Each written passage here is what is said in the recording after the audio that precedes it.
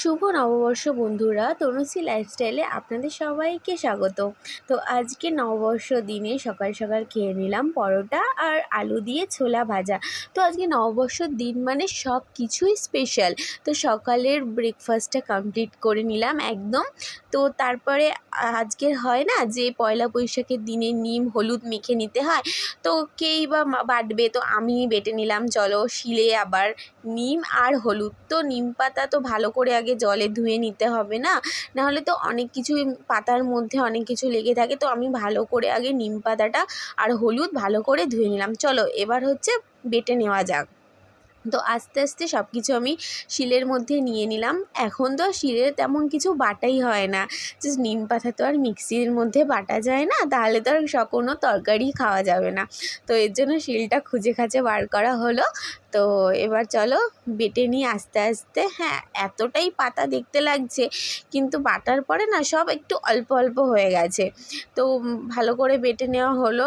পাতাগুলো একটু মানে থেতো থেতো করে নেব, নাহলে মানে কি করেই বা বাটবো মানে এত পাতা।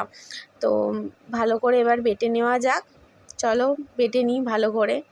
তো এই যে থেতো থেতো করে নিচ্ছি আস্তে আস্তে। তো থেতো থেতো করার পরে হ্যাঁ, এবার আস্তে আস্তে সব বেটে নেওয়া যাক।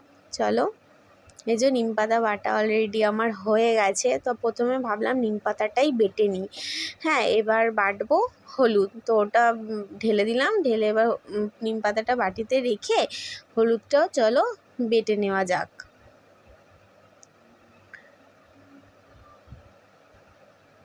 তো এদিকে আমাদের হলুদ বাটাও মোটামুটি কমপ্লিট হয়ে গেছে।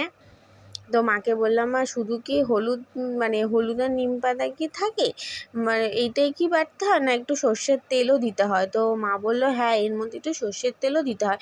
তো এই যে মায়ের কাছে চলে গেলাম, মা একটু সর্ষের তেল দিয়ে দিল। তো একদম স্নান টান করে নিম পাতা হলুদ মেখে একদম রেডি।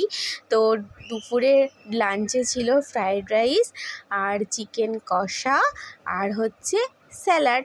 আর ভাই এদিকে এর মধ্যেও খেতেও বসে গেছে। তো আমি এবার বসে পড়লাম চটজলদি, কারণ প্রচণ্ড খিদে পেয়ে গেছে। আর এরকম যদি খাবার সামনে থাকে তো খিদে সহ্য করে কি বসে থাকা যায় বন্ধুরা? বলো, কমেন্টে আমাকে জানাও। তো এই যে স্যালাড নিয়ে নিয়েছি, এবার আস্তে করে এবার সব কিছু মাখামাখি করে নিলাম ভালো করে চিকেনটা আর ফ্রায়েড রাইস চিকেনের যে গ্রেভিটা দিয়ে। তো চলো এই হচ্ছে খেয়ে নেওয়া যাক। হ্যাঁ, দারুণ হয়েছিল খেতে, জাস্ট ফাটাফাটি।